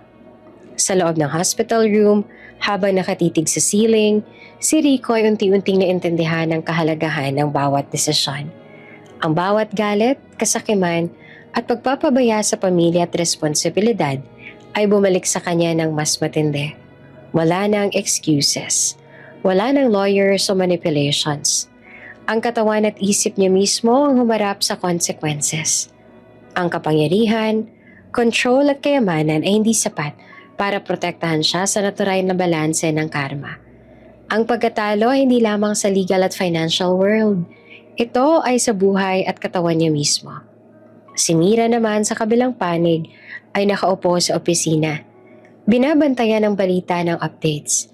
Hindi siya nagdiriwang sa pagkabagsak ng ama, ngunit ramdam niya ang tamang timing ng justice. Ang galit na noon ay nagmamay-ari sa kanya ay napalitan ng peace of mind. Alam niyang ang tama ay nagtagumpay at ang mali ay nakaharap sa natural consequences. Si Rico ay nakahiga, nakatitig sa ceiling. Hindi siya makagalaw ng maayos, hirap pagsalita, habang ang mundo niya ay unti-unting bumabalik sa normal, ngunit wala siyang kontrol. Ito rin ay nagpapakita kay Mira na hindi lahat ng galit at revenge ay kailangang personal. May natural consequences na umiikot sa mundo. At ang tamang timing ng justice ay dumating sa tamang paraan. Ang ospital sa lungsod ay tahimik sa gabi. Tanging tunog ng mga beep ng machines at footstep ng mga nurse ang marinig. Si Mira ay tahimik na naglalakad sa hallway. Nakasuot ng simpleng damit, dalang maliit na bag na may snacks at tubig para sa ama. Hindi niya sinasabi sa sino man ang bisitang ito ay lihim. Sa loob ng ICU nakahiga si Rico, mahina at hirap sa paggalaw. Ngunit sa kabila ng kahinaan, may isang bagay siyang pinagpipilit sa sarili. Ang salita ng paghingi ng sorry. Anak, sorry anak. Paulit-ulit niyang sinasabi kahit sa bawat salita. Ramdam ang hirap sa lalamunan at sa boses. Ang words ay mabagal, puno ng sakit, ngunit taos puso. Sa bawat pagbigkas, ramdam niya ang bigat ng years of neglect. Ang guilt sa iniwang mag-ina at ang kapangyarihan ng anak na mas matagumpay sa kanya ngayon. Si Mira ay pumasok sa silid, tahimik. Hindi niya agad sinasabi ang sarili niya. Nag-observe lamang at ang nakikita niya ay ang ama. Mahina, nanginginig, ngunit may puso na nagtatangkang bumawi. Tahimik siyang lumapit sa kama. Pa, naririnig ko ang bawat sorry mo. Bulong niya. Ang mata niya ay puno ng halong emosyon. Galit noon, lungkot at unti-unting empathy. Si Rico ay ngumiti ng bahagya kahit mahina. Alam ko hindi sapat anak, pero gusto kong humingi ng tawad sa lahat. Bulong niya na pinipilit ang bawat salita. Ang bawat sorry ay tila pagbibigay ng peraso ng kapayapaan sa puso ng anak na iniwan niya noon. Sa kabilang kwarto, si Jolene ay nakatayo sa tabi. Tahimik ngunit ramdam ang tensyon sa pagitan ng ama at anak. Ang galit ko noon, hindi nagbigay ng kapayapaan. Sabi niya, na halatang emosyonal. Kaya ngayon Rico, pinapatawad na kita. Pinili kong maghilom at hayaan ang puso mo rin na maghilom. Hindi na natin kailangan ng galit para maging malakas. Ang mga salita niya ay simple ngunit malalim. Para kay Mira, ito ay hindi lamang simpleng pagpapatawad sa ama. Ito rin ay pagpapatawad sa sarili. Pag-let go ng galit at sakit na matagal niyang pinasan. Si Rico ramdam ang pag-init sa dibdib niya. Ang salita ni Jolene, kahit mahina, ramdam niya ang sincerity at pagmamahal ng anak. Ang bawat sorry ay unti-unting nabibigyan ng meaning. Jolene, Mira, thank you for giving me a chance. Bulong niya na halatang puno ng emosyon.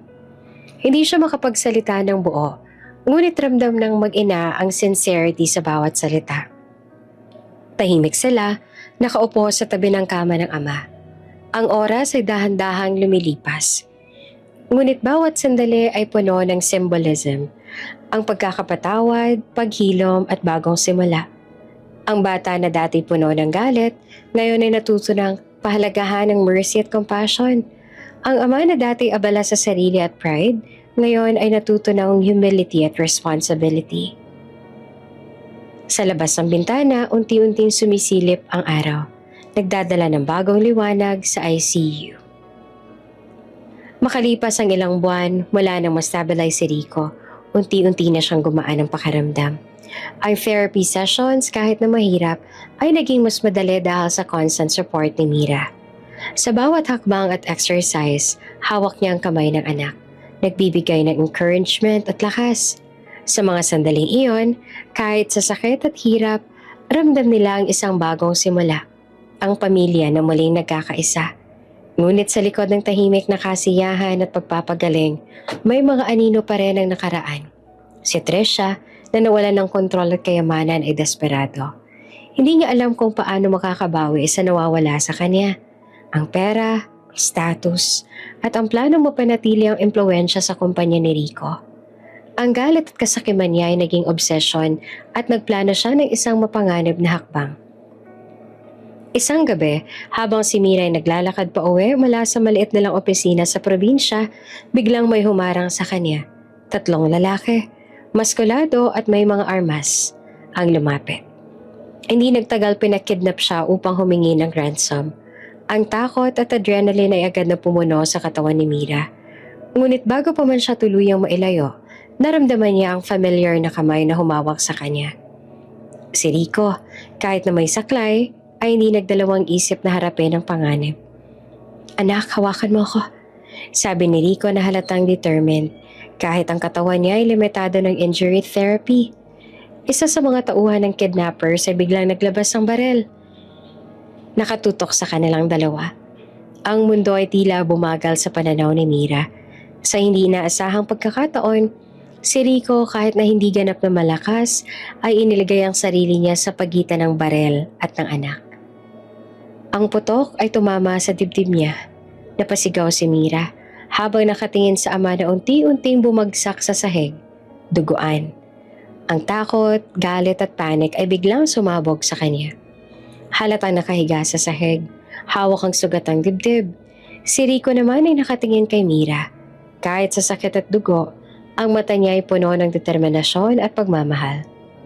"Anak, I failed before, pero hindi na ngayon." Bulong niya. Ramdam naman ng anak ang bawat salita. Ang mundo ay tila nagkaroon ng katahimikan. Ang bawat tunog ay na-filter sa puso ni Mira. Si Mira, halos hindi naman makahinga sa shock. Hinawakan ang kamay ng ama. Ang init sa pusong nagmamahal ay nagbigay ng lakas sa kanya. Sa background ay musika na parang dumadaloy sa kanyang pandinig. "Patawad, anak ko. Mahal na mahal kita." "Anak, ikaw ang pinakamahalaga sa buhay ko. Noong una nagkulang ako. Iniwan ko kayo pero ngayon hindi na. Hindi na. Ikaw na ang priority ko." Ang mga kidnappers ay nagulat naman at natakot sa reaksyon ni Rico. Nagmadali silang tumakas at hindi nagtagumpay ang kanilang plano. Walang nakuhang ransom, ngunit ang sugat ni Rico ay mabigat at ang emergency call ay agad na ginawa ni Mira na halos nanginig sa kaba at takot. Habang hinihintay ang ambulansya, hawak ni Mira ang kamay ng ama. "Pa, hindi mo dapat ginawa to, halos mawala ka." Luha ni Mira habang hawak ang dugo ng ama. "Anak, hindi ako makakapayag na mawala ka sa akin. Hindi na ngayon." Sagot naman ni Rico, humihinga ng mabigat. "Ang buhay ko ay sa'yo, kahit may sakripisyo, kahit gaano kasakit." Dumating ang ambulansya at agad na dinala si Rico sa ER. Si Mira hindi naman bumitaw sa kamay niya. Pinilit na huminga, pinilit manatiling kalmado. Kahit ang puso niya ay puno ng takot at emosyon. Ang medical team ay mabilis sa kumilos at si Mira ay walang tigil na nakatingin sa ama habang tinutulungan siya. Sa kabila ng sirang katawan at sugat, si Rico naman ay ngumingiti. Kahit mahinang ngiti habang nakatitig sa anak. Anak, mahal na mahal kita. At salamat na nandito ka. Bulong niya na halos hindi naman marinig ngunit ramdam ni Mira ang bawat salita. Si Mira ay nakayuko sa kama, hawak ang kamay ng ama, habang ang dugo sa kama ay tila simbolo ng pagbabayad sa nakaraan at pagbibigay daan sa bagong simula. Ang silid ng ospital ay tahimik. Tanging ang tunog lamang ng monitor maririnig. Nakahiga si Rico. Mahina ngunit may ngiti sa labi. Hawak ang kamay ng anak na si Mira. Ang dugo at sugat ay unti-unti nagpapahinga sa kanyang katawan. Ngunit ramdam niya ang kanyang puso ay puno ng pagmamahal, pasasalamat sa pagkakataong muli niya masilayan ang pamilya niya. Salamat. Binigyan mo ako ng pangalawang buhay, kahit sandali lang. Bulong niya.